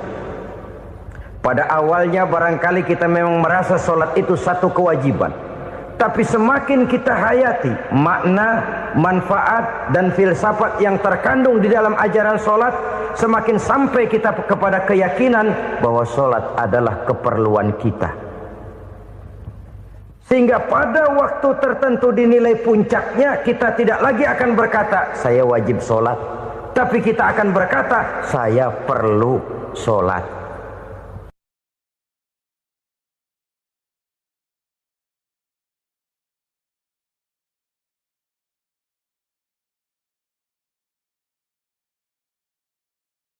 Tujuh macam perkara yang merusak akidah dan keimanan, merusak amal perbuatan yang sudah kita kerjakan, merusak sendi-sendi kehidupan sosial, pendek kata merusak segala hal di dalam kehidupan kita.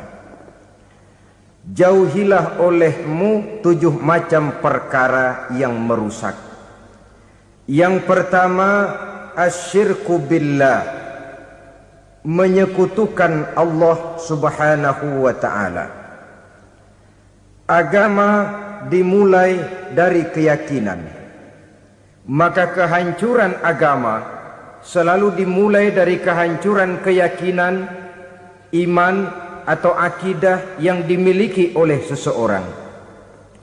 Dan untuk menghancurkan nilai-nilai iman yang kita miliki ini, orang rasanya tidak akan menghantam kita dengan peluru kendali. Orang tidak akan mengirimkan nuklir ke sini. Orang tidak juga akan mengirimkan satuan militernya ke sini. Untuk menghancurkan nilai-nilai iman, dibanjiri kita dengan paham-paham yang merusak dan mendangkalkan akidah. Baik ia bernama materialisme, baik ia bernama sekularisme, baik ia bernama banjirnya maksiat dan munkarat, baik ia bernama banjirnya peradaban dan kebudayaan yang menghancurkan moral daripada anak-anak kita, sedikit demi sedikit melenturkan dan melunturkan nilai-nilai keimanan kita, untuk kemudian pada waktunya nilai iman itu akan bertukar dan berganti menjadi nilai syirik kepada Allah subhanahu wa ta'ala. Atau pada sisi lain, menjadikan yang selain Allah sebagai tujuan akhir daripada kehidupan kita. Sedangkan kita sama-sama maklum bahwa di dalam pandangan agama Islam, dosa yang tidak berampun, dosa yang terbesar, termasuk dalam kategori bapak moyangnya dosa, tidak lain adalah syirik, yakni menyekutukan Allah subhanahu wa ta'ala. Pola penghancuran iman ini memang berstrategi. Ditawarkan kita kepada paham materialisme, paham kebendaan, di mana otak menempati urutan sebagai ranking pertama, Tuhan jatuh pada urutan kedua. Lalu menyusul kepada paham sekularisme, Allah dipisahkan dari seluruh kegiatan hidup ini, untuk pada gilirannya menjadikan yang selain Allah sebagai tujuan akhir daripada seluruh kegiatan hidup kita. Oleh karenanya, kewajiban menjaga nilai-nilai iman ini merupakan kewajiban yang mulia tetapi berat, tidak hanya untuk kita, tetapi juga bagaimana mewariskannya kepada anak-anak kita, generasi yang akan datang. Orang-orang tua bijaksana yang diceritakan di dalam Al-Quran, kalau sudah berpikir tentang anak-anaknya, pertanyaan yang paling mereka risaukan ialah, ma ta'buduna min ba'di. Anakku, kalau pada satu saat aku, ayahmu sudah tidak ada lagi di dunia ini, meninggalkan kamu semua, ma ta'buduna min ba'di, apa yang akan kamu sembah nak? Jikalau sekarang ayahmu masih mau ke masjid, masih mau melakukan rukuk dan sujud, masih beribadah menyembah Allah subhanahu wa ta'ala, kalau orang tuamu sudah tidak ada, ma ta'buduna min ba'di, Masihkah engkau mau datang ke masjid? Masihkah engkau mau rukuk dan sujud? Masihkah engkau mau menyembah Allah Subhanahu wa ta'ala? Pertanyaan ini yang dipikirkan oleh Nabi Yakub kepada putra-putranya. Pertanyaan ini yang diteruskan oleh Nabi Ibrahim kepada anak-anaknya. Pertanyaan ini yang diwariskan oleh generasi ulama salafus saleh kepada para generasi berikutnya. Bagaimana kita generasi sekarang? Kita orang-orang tua sekarang bukan berfikir ma ta'buduna min ba'di, malah yang kita fikirkan ma ta'kuluna min ba'di. Kalau bapak tidak ada nanti kamu makan apa nak? Perkara kamu nyembah apa urusan nomor 18. Yang penting kamu nanti hidup bisa makan nak. Maka kita sibuk mewariskan harta kepada anak-anak kita. Kita sibuk mewariskan kebun dan tanah kepada anak-anak kita. Kita sibuk mewariskan pabrik kepada anak-anak kita. Sementara kita lupa mewariskan intan yang paling mahal, mewariskan mutiara yang paling berharga, yaitu nilai iman kepada Allah Subhanahu wa ta'ala. Alangkah baiknya apabila warisan harta, warisan tanah dan kebun, warisan rumah dan pabrik didasari lebih dahulu dengan mewariskan nilai iman kepada Allah Subhanahu wa ta'ala. Sebagai orang-orang tua, kita boleh bersedih kalau anak kita tidak mengerti komputer. Kita boleh bersedih kalau anak kita tidak mengerti matematika. Kita boleh bersedih kalau anak kita tidak mengerti bahasa Inggris. Tapi sewajarnya lebih bersedihlah kita orang tua jikalau mempunyai anak yang tidak kenal Allah sebagai Tuhannya, yang kemudian tidak mau rukuk dan sujud kepada Allah Tuhannya. Itulah kemalangan yang paling malang bila kita meninggalkan generasi yang tidak bertauhid kepada Allah Subhanahu wa ta'ala. Betapapun anak kita tidak ngerti komputer, saudara, paling-paling kerugiannya cuma kerugian dunia. Masuk dia ke alam barzakh, munkar nakir tidak akan sempat tanya kau belajar komputer apa tidak. Kumpul dia di padang mahsyar, malaikat juga tidak akan tanya matematikamu nilainya berapa. Yang ditanya kau kenal Allah, kau rukuk dan sujud kepadanya, kau pernah datang ke masjid. Oleh karena itu sekali lagi, menjaga nilai iman tidak hanya untuk kita, tetapi juga mewariskannya kepada anak-anak kita generasi yang akan datang. Sungguh kemalangan yang paling besar apabila kita meninggalkan anak-anak kita. Mereka kita tinggalkan lemah ekonominya, itu tidak baik. Mereka kita tinggalkan lemah otaknya, itu pun akan membuat mereka tertinggal oleh yang lain. Tapi yang paling celaka jikalau kita tinggalkan mereka dalam kondisi lemah imannya, rapuh akidahnya, tidak baik dan tidak betul keyakinan hidupnya. Oleh karena itu Nabi berpesan, jauhilah 7 perkara yang merusak. Yang pertama, syirik kepada Allah Subhanahu wa ta'ala, menyekutukan Allah baik dalam ucapan, dalam keyakinan ataupun dalam perbuatan. Ini perkara pertama yang termasuk 7 perusak besar di dalam kehidupan.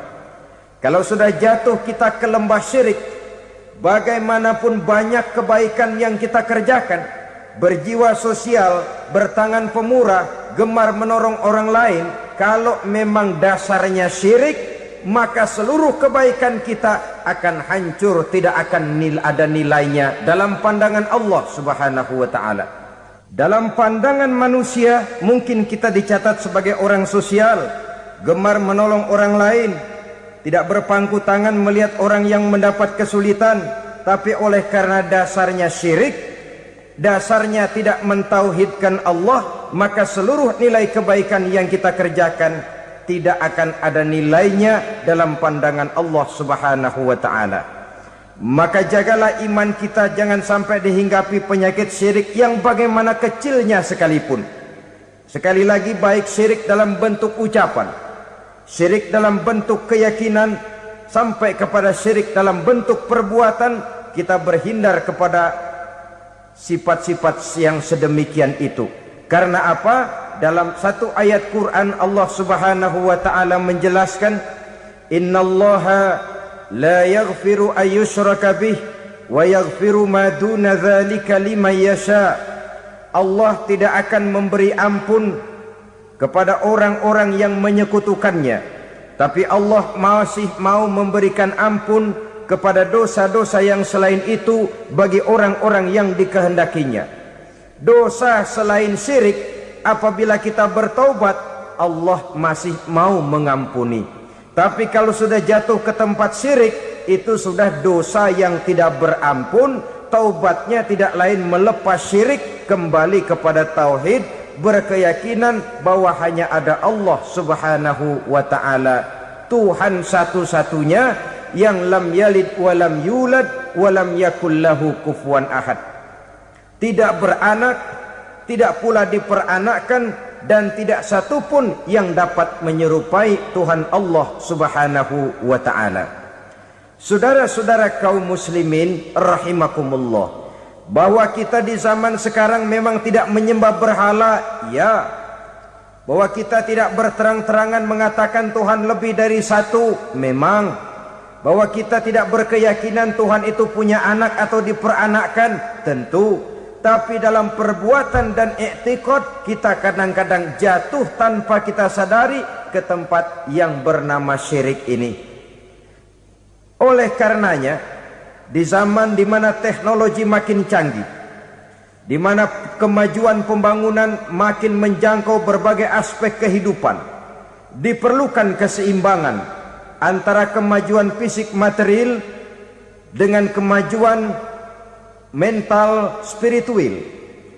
Apabila tidak ada keseimbangan, yang terwujud tentulah kepincangan, yang diawali dengan pincangnya cara kita berpikir, sehingga pada akhirnya akan mengarah kepada pincangnya cara kita berbuat dan bertindak di dalam kehidupan kita. Oleh karena itu, Nabi berpesan, jauhilah sifat syirik, karena syirik merupakan dosa yang teramat besar. Ini sifat merusak yang pertama. Yang kedua, kata Nabi, wasihra, jauhilah sihir. Sihir ini juga termasuk perkara yang merusak kehidupan. Kita semua sama-sama maklum bahwa sihir sebenarnya bukan persoalan baru. Sejak sebelum datang Islam, sihir itu sudah ada. Di zaman Yunani kuno, sihir ada. Di zaman Mesir kuno, di zaman Cina kuno, dan yang lain-lain yang serba kuno, sihir itu sudah ada. Bahkan para nabi pun, para rasul yang diutus oleh Allah Subhanahu wa ta'ala, senantiasa berhadapan dengan ahli-ahli sihir untuk menguji kebenaran dari misi yang mereka bawa. Sihir adalah perbuatan di luar kebiasaan yang bisa dikerjakan oleh ahlinya dengan bantuan jin atau setan. Hukum mempelajari sihir adalah haram, mengamalkannya lebih haram lagi. Sebab itu saudara-saudara, sihir merupakan perbuatan merusak yang harus kita jauhi. Ciri-ciri daripada perbuatan sihir, pertama, ia mengandung tipuan, bayangan khayal. Di zaman Nabi Musa misalnya, orang melihat tambang-tambang itu seperti ular. Nabi Musa melayangkan tongkatnya menjadi ular-ular besar yang memakan ular-ular kecil ciptaan tukang-tukang sihir Fir'aun tadi. Lalu sihir bisa terjadi dengan bantuan jin kafir atau setan. Kemudian ciri yang ketiga, sifatnya halus dan tersembunyi. Taruh kata ada seorang ahli sihir yang mempergunakan ayat-ayat Quran sebagai jompa-jampe, sebagai baca-bacaan, itu cuma sekedar kedok. Tujuannya tidak lain menjadikan agama sebagai ketok untuk membenarkan cara yang dimurkai oleh Allah Subhanahu wa ta'ala. Satu hadis yang diriwayatkan oleh Imam Bazar dan Tabrani, Nabi berpesan, laisa minna man tatayyara lahu au takahhana au tukuhhina lahu au sahira lahu tidak termasuk ke dalam golonganku, kata Nabi, tidak termasuk umatku. Siapa mereka? Man tatoyyaro lahu, orang yang bertatoyur. Apa tatoyur itu? Dari kalimat toyaro, artinya terbang. Toir biasa diartikan dengan burung. Tatoyaro percaya kepada suara-suara burung. Man tatoyyaro lahu, mempercayai, meyakini dengan benar-benar kepada suara beburungan. Kan suka ada itu, nah bunyi burung tuh, maling liwat. Maling liwat, burung bunyi, maling liwat. Itu termasuk tatoyyaro lahu, percaya kepada suara burung. Kan aneh kalau suara orang nggak dipercaya, suara burung malah dipercaya. Ada ustadz ceramah, kiai ngaji, nggak mau didengerin, burung dengerin bener. Nah, suaranya dari sebelah mana? Belah kulon. Nah, itu tandanya ano. Habis dihitung-hitung. Itu termasuk tatoyyaro lahu. Au takahana, atau bertenung, au tukuhina, atau minta ditenungkan, au sahirolahu, atau melakukan perbuatan sihir, atau minta disihirkan. Laisa minna, tidak termasuk ke dalam golonganku, kata Nabi. Sehingga dengan demikian saudara-saudara, menghadapi sihir dengan sihir sekalipun termasuk perbuatan yang tidak diajarkan oleh agama. Kita kan mempelajari sihir untuk jaga diri, tidak apa-apa. Yang dilarang mengamalkannya, dilarang juga mempelajarinya. Sebab orang kalau sudah mengetahui, biasanya lalu terangsang untuk mencoba. Kalau percobaannya berhasil, biasanya terangsang untuk coba lagi dan coba lagi. Pada akhirnya ketagihan, lalu beralih menjadi profesi, apalagi itu nanti bisa mendatangkan hasil uang. Saudara-saudara kaum muslimin rahimakumullah, kita manusia makhluk nyata, kita hidup di alam nyata, terikat oleh sunnatullah, causality. Oleh karenanya bagi kita keyakinan yang penuh, keikhlasan di dalam bertuhankan Allah, penyerahan diri sepenuhnya hanya kepadanya, itu sudah merupakan obat penangkal yang sangat ampuh agar kita tidak terkena penyakit-penyakit yang dibuat oleh setan dan para pembantunya. Sehingga beberapa ayat Quran mengajarkan, misalnya a'udzu bikalimatillahi tammati min syarri ma khalaq, atau bismillazi la yadurru ma'asmihi syai'un fil ardi wala fis sama, dengan menyebut nama Allah yang tidak bisa mendatangkan bahaya sedikit pun, dari baik yang datang dari langit maupun yang datang dari bumi. Jiwa yang kosong dari keyakinan yang penuh kepada Allah, jiwa yang penuh was-was dan ragu-ragu, itu yang mudah terserang oleh penyakit-penyakit yang dikerjakan oleh para tukang-tukang sihir, yaitu oleh setan dan seluruh para pembantunya. Kemudian hadis kedua yang diriwayatkan oleh Imam Ibnu Hibban, Nabi bersabda, la yadkhulul jannata mudminu khamrin wala mu'minu bisihrin wala qati'ur rahmin. Tidak masuk surga. Ini Nabi yang bilang, tidak masuk surga. Siapa itu? Pertama, mudminu khamrin, orang yang berkekalan dalam mabuk. Selalu mudminun itu sudah menjadi perbuatan rutinnya, tidak kapok-kapoknya, teler seumur hidup. Mudminu khamrin, tidak masuk surga orang yang selalu bermabuk-mabukan. Yang kedua, wala mu'minu bisihrin, orang mukmin tapi main sihir. Ini juga oleh Nabi diperingatkan, tidak akan masuk surga orang mukmin tapi suka main sihir. Wala qati'ur rahmin, dan tidak juga orang yang memutuskan silaturahmi. 3 macam manusia yang diperingatkan Nabi tidak akan masuk surga: orang yang selalu mabuk, orang mukmin yang main sihir, dan orang yang memutuskan silaturahmi. Saudara-saudara kaum muslimin rahimakumullah.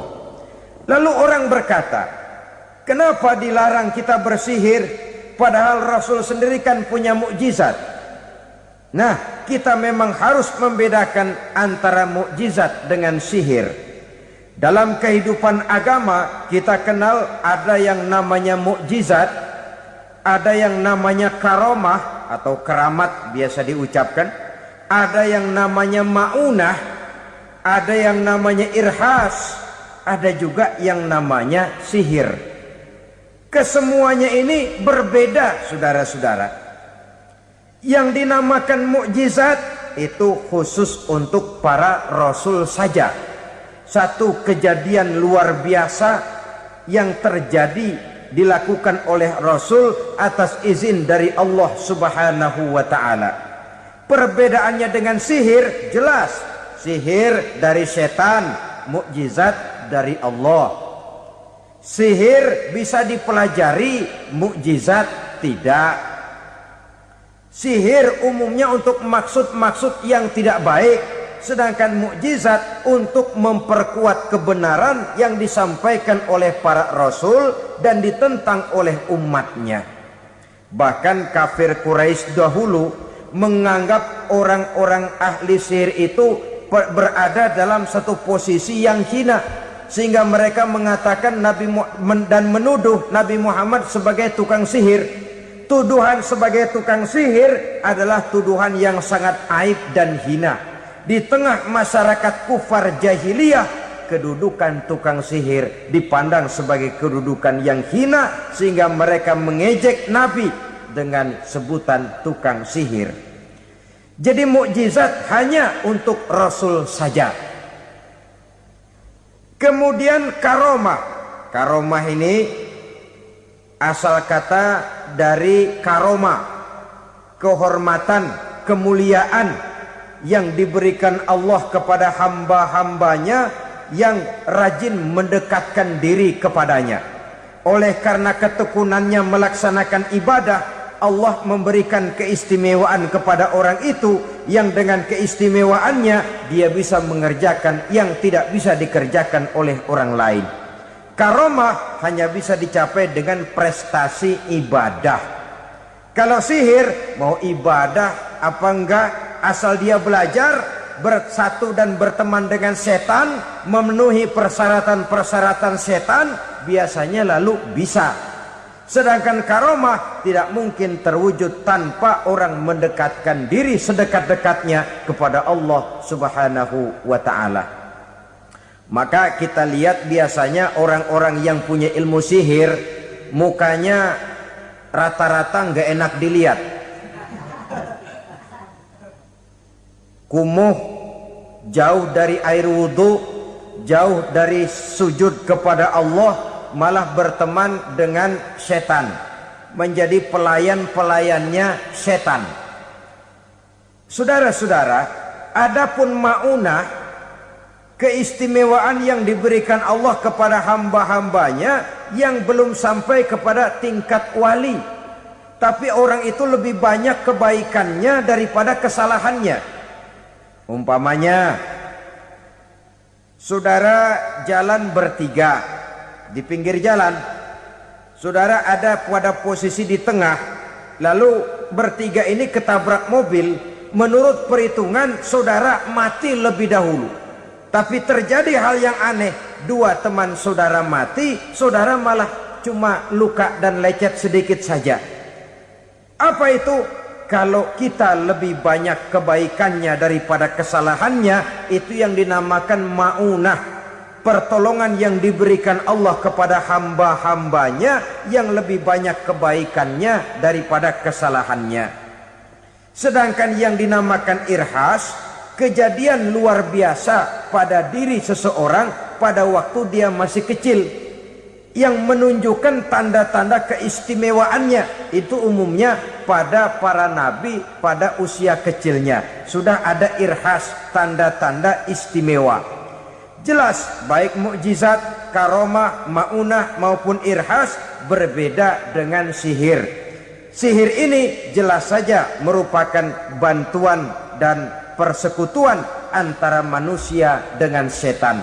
Padahal setan, kata Allah dalam Al-Quran, innahu lakum aduwwum mubin, sesungguhnya setan bagi kamu adalah musuh yang sangat jelas. Saudara-saudara kaum muslimin rahimakumullah, di zaman sekarang dalam menghadapi beban kehidupan yang makin pelik, menghadapi stres yang tidak kunjung selesai, menghadapi persoalan-persoalan yang teramat berat, orang sering mencari jalan keluar kepada hal-hal yang menurut pendapatnya bisa meringankan beban moralnya itu. Pergilah dia mencari sesuatu yang dapat meringankan bebannya. Dan tidak jarang yang jatuh ke pangkuan tukang-tukang tenung, ke pangkuan tukang-tukang sihir, yang mereka itu oleh Quran dijelaskan kadzabal munajjimun walau sodaku. Tukang-tukang tenung, tukang-tukang sihir, mereka itu bohong walaupun benar. Maksudnya bohong walaupun benar artinya kalau yang mereka kerjakan benar, itu sih kebenaran. Benar dengan kebenaran itu lain.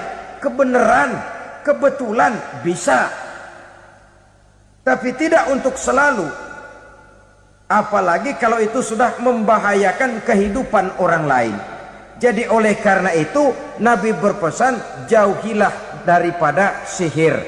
Kalau sudah jauhilah dari sihir artinya ya jauhilah daripada mempelajarinya, jauhilah daripada bergaul dengan orang-orang yang ahli di bidang itu, karena dari pergaulan segalanya bisa menular. Baiklah saudara, ini yang kedua. Yang ketiga pesan Nabi, wa qatlan nafsil lati harramallahu illa bil haqq. Membunuh orang lain dengan cara yang tidak benar.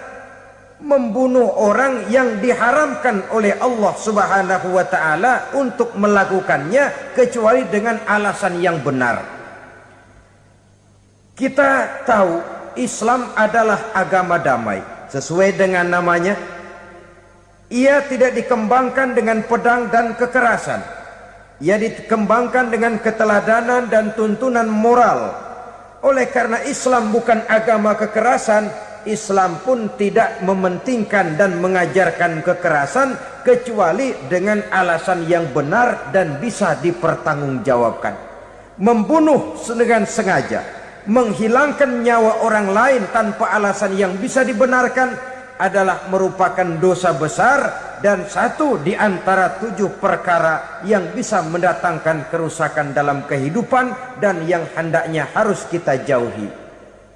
Saudara-saudara kaum muslimin rahimakumullah, beberapa waktu yang lalu di sebuah kota kecil yang indah bernama New Auckland. Saudara tahu New Auckland? Itu dari Gunung Kidul masih ngidul lagi. Pernah diadakan satu seminar yang membicarakan bagaimana menyelamatkan masyarakat manusia dari bahaya Perang Dunia Ketiga. Diperkirakan kalau terjadi Perang Dunia Ketiga, manusia tidak akan tersisa. Sebab apa? Pada waktu itu cadangan nuklir yang dimiliki oleh bersama Amerika dan Rusia konon sudah sanggup memusnahkan 6 miliar manusia pada saat jumlah manusia baru 5 miliar. Jadi kelebihan nuklir dunia ini. Kalau terjadi Perang Dunia Ketiga, sulit manusia untuk tersisa. Maka dibahaslah di dalam seminar itu, wah, supaya tidak terjadi Perang Dunia Ketiga, maka perlombaan membuat senjata-senjata canggih, alat-alat pembunuh modern harus segera dibatasi. Dibahas, tidak mungkin kita membatasi perlombaan membuat senjata. Kenapa? Makin maju ilmu dan teknologi, makin canggih senjata yang ditemukan. Atom sudah meningkat menjadi nuklir, nuklir sudah meningkat menjadi neutron, dan kita tahu bom yang bernama neutron ini bom yang cukup membunuh tanpa perlu merusak. Artinya kalau dia diledakkan di kota kita ini, bangunan utuh, jembatan tidak ambruk, rumah-rumah tetap berdiri, tapi semua yang bernama hidup mati. Itu katanya lebih sopan dari bom atom. Sebab kalau si atom ini sudah membunuh, merusak pula. Neutron cukup membunuh saja tanpa perlu merusak.